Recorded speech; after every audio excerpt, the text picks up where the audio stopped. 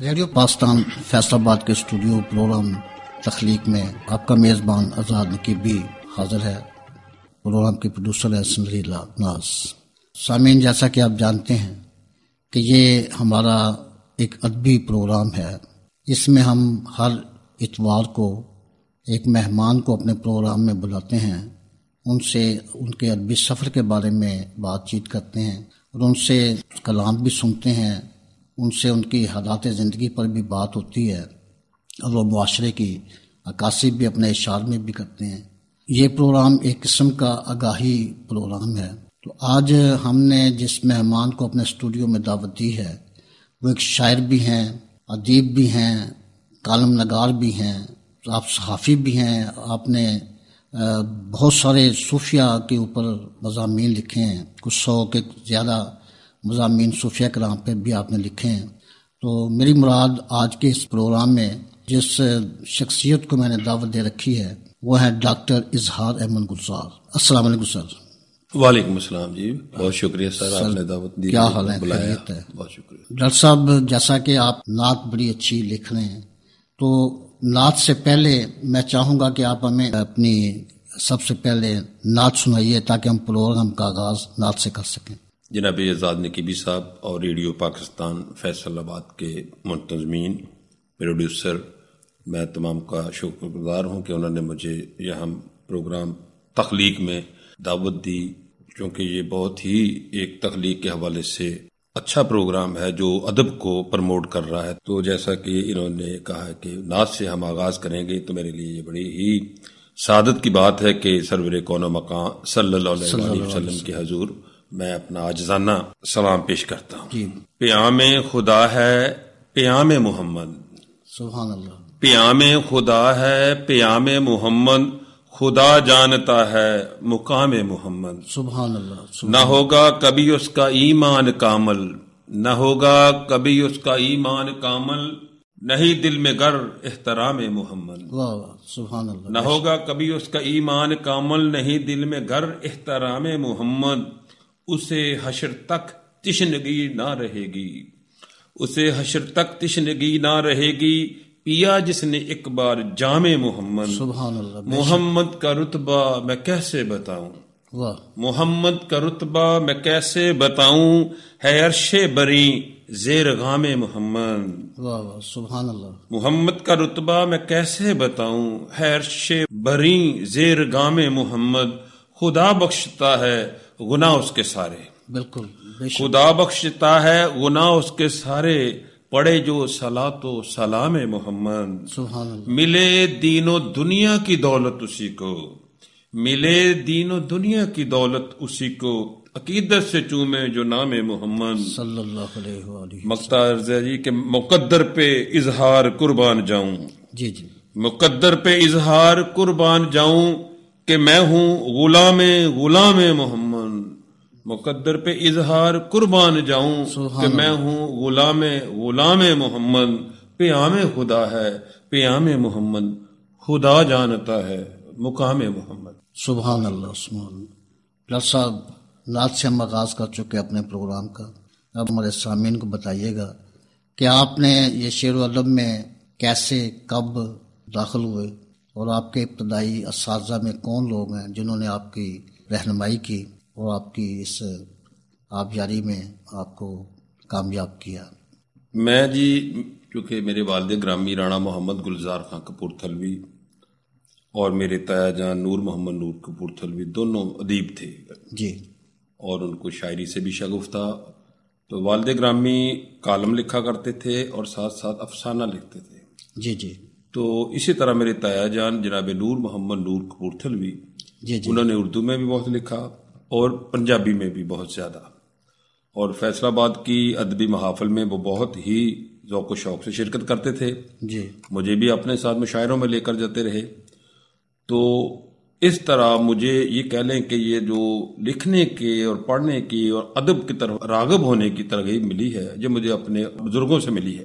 تو میں سمجھتا ہوں کہ میرے یہی استاد ہیں جنہوں نے مجھے موٹیویشن دی لکھنے کی، پڑھنے کی اور میرے تایا جان جب ہم پڑھتے تھے میٹرک میں تو جب اپنی لمبی لمبی پنجابی کی نظمیں ہمیں سناتے تھے اور پھر کہتے تھے اس نظم میں کیا ملا آپ کو، اس کا مرکزی خیال کیا ہے.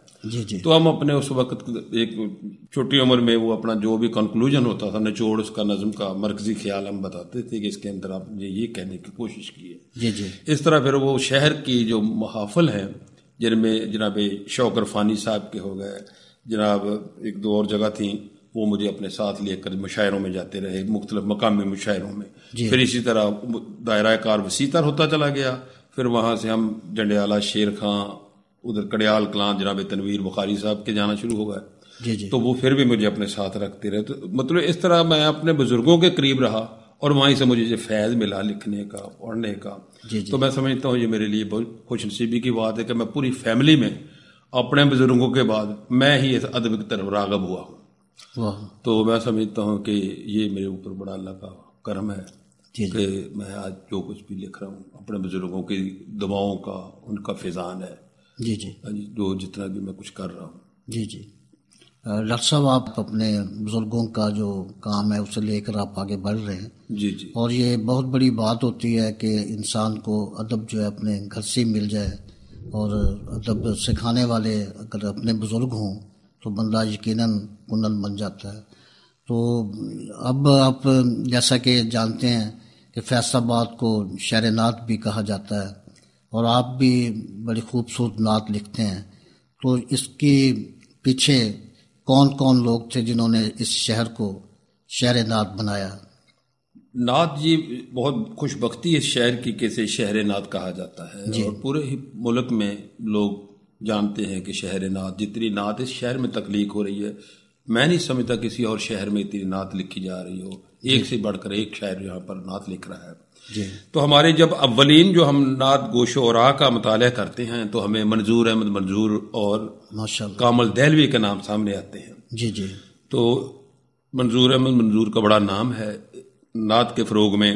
تو اس کے بعد پھر اسی لائن میں جو ہمیں علامہ سائم چشتی، جناب ڈاکٹر ریاض مجید، حافظ محمد حسین محمد، محمد امین علی شاہ نقوی، صدف جلندری، خلیق قریشی، حکیم رمضان اطہر، یہ طرح سلسلہ آگے چلتا جا رہا ہے. تو پھر ہمارے فقیر مصطفیٰ امیر جنہوں کا ایک دولت قدا اب وہ نعت مرکز بن چکا ہے. اسی طرح ریاض احمد قادری صاحب کا بہت کنٹریبیوشن ہے نعت کے حوالے سے، بہت کام ان کا تحقیق و تنقید کے حوالے سے، نعت کے تخلیق کے حوالے سے. جناب بسم الشمسی صاحب تھے، ریاض احمد پرواز، نور محمد نور کپورتھلوی، احمد شہباز خابر، زاہد سرفراز زاہد، اور بے شمار نام ہے. اب میں اتنے نام میرے ذہن میں نہیں آ رہا ہے. میں سمجھتا ہوں کہ ان تمام نے، محمود مفتی، ان کے جو مجموعہ کلام چھپے ہوئے ہیں. تو یہ لوگ جو ہے ہمارا شہر کا سرمایہ تھے. ان میں ابھی کچھ لوگ جو ہیں کام کر رہے ہیں، کچھ دنیا سے پردہ فرما گئے ہیں. تو میں سمجھتا ہوں کہ شہر نعت بنانے میں زیادہ تر جو کلیدی کردار ادا کیا ہے جناب سائم چشتی، جناب ڈاکٹر ریاض مجید، اور اس طرح آگے جو سلسلہ چلتا ہے حافظ محمد حسین محمد، امین علی شاہ نقوی صاحب، انہوں نے اس شہر کو شہر نعت بنانے میں جو ایک بڑا کلیدی کردار ادا کیا ہے. تو میں ان کے لیے جو چلے گئے ان کی مغفرت کے لیے دعا گو ہوں، جو زندہ ہے ان کی دراز عمر کی. اللہ کریم ان کو اپنی جوار رحمت میں جگہ عطا فرمائے. یہی وہ لوگ ہیں جو ہماری اس فیصل آباد کی ایک شناخت ہیں، اور ہمیں بھی یہ اعزاز دیا کہ ہم بھی اس کام میں شامل ہوئے. تو ڈاکٹر صاحب آپ نے، جو میرے علم میں ہے کہ آپ نے کوئی 100 سے زیادہ کالم نگاری کی ہے، آپ نے بزرگوں کے، صوفیاء کے، ان کے حوالے سے کافی کام کیا. تو یہ خیال آپ کے دل میں کیسے آیا؟ بہت شکریہ سر آزاد نقیبی صاحب. دراصل یہ ہے کہ میرا اصل میں اب شعبہ یہ بن چکا ہے کہ تحقیق و تنقید. چونکہ میں شاعری کرتا تھا، پھر میری ڈائریکشن بدل گئی. میں نے اپنی تمام توجہ فوکس کر دی تحقیق اور تنقید کے اوپر. تو اللہ کا شکر ہے کہ میں سمجھتا ہوں یہ میرے والدین کی دعائیں ہیں کہ انہوں نے مجھے کہا تھا کہ پتر تو نے اینڈ تک پڑھے گا، پوری آخری ڈگری لے کے. تو میں نے پھر اپنا ایم فل کیا. میں نے اپنے ہی بزرگوں کے اوپر میں نے ایم فل کا ریسرچ کا کام کیا، جناب نور محمد نور کپورتھلوی کی شاعری کے اوپر. ان کے 3 مجموعہ کلام شائع ہوئے اور میں نے اس کے اوپر کام کیا، تھیسس لکھا اس کے ایم فل لیول کا. پھر بھی میں نے جب یہ سلسلہ میرا جو تشنگی ویسے برقرار رہی تو میں نے پھر پی ایچ ڈی میں داخلہ لیا. اور میرا سب سے بڑا جو میں اپنے لیے اعزاز سمجھتا ہوں میرا جو کنٹریبیوشن ہے اس شہر کے لیے وہ یہ ہے کہ میں نے کسی نے آج تک یہ کام نہیں کیا فیصل آباد کی 120 سالہ تاریخ میں جو میں نے کیا ہے فیصل آباد کی ادبی تاریخ، اس پر کوئی کام نہیں پہلے ہوا. میں نے ادبی تاریخ میں پہلے فیصل آباد کی تاریخ کو بیان کیا اپنے تھیسس میں، 600 سے زائد صفحات ہیں اس کے، اور اس کے بعد پھر میں نے تمام اصناف ادب کو فیصل آباد میں کالم نگاری، افسانہ نگاری، حمد و نعت، غزل گوئی، نظم گوئی، پھر اس کے بعد سفر نامہ، کالم نگاری، صحافت، یعنی کوئی شعبہ ایسا نہیں جو میں نے چھوڑا ہو. تو یہ اللہ تبارک و تعالیٰ کے فضل و کرم سے یہ بڑا خاص کرم ہے اللہ کا کہ میں نے فیصل آباد کے اوپر جو کام کیا اپنے شہر کے خدمت کے لیے، تو میں سمجھتا ہوں یہ اللہ تعالیٰ نے مجھ سے کام کروایا.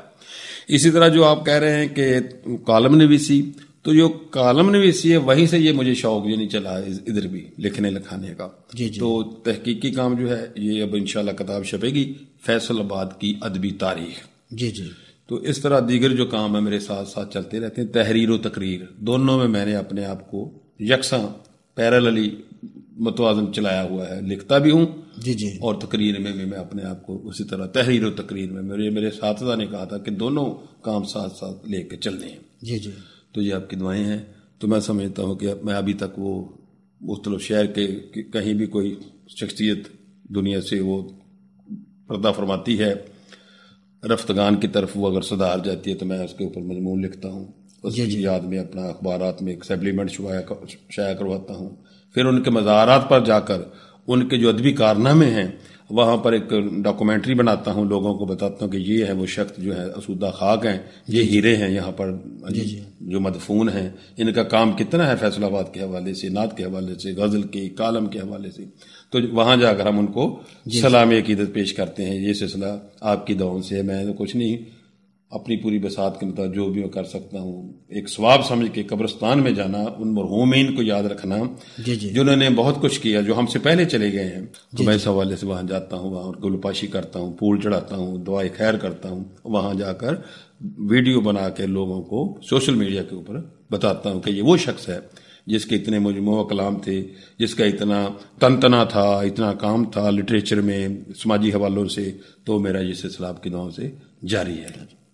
سامعین میں آپ کو یہ بھی بتانا چاہتا ہوں کہ ڈاکٹر اظہار مند گلزار صاحب اکثر جب شعراء اور ادیبوں کی مزاروں پہ جاتے ہیں تو ان کی قبروں کی جو خستہ حالی ہے، جو ان کے اوپر وہ کتبے لگے ہوئے ہیں، وہ جب انہیں دیکھتے ہیں تو ان کا دل دکھی ہوتا ہے. پھر ان کے جو عزیز و اقارب ہوتے ہیں، ان کی اولادیں ہوتی ہیں، ان سے رابطہ کرتے ہیں، انہیں قبرستان بلاتے ہیں اور پھر اپنی ہی نگرانی میں وہ مزارات کی جو ہے انہیں ٹھیک کرواتے ہیں، ان کی پلیٹیں صحیح کرواتے ہیں. تو یہ ایک بہت بڑا کام ہے اور میں یہ سمجھتا ہوں کہ یہ ان کا وہ کام ہے کہ ایک اپنے آپ کو زندہ رکھنے کا ایک بڑا خوبصورت بہانہ ہے.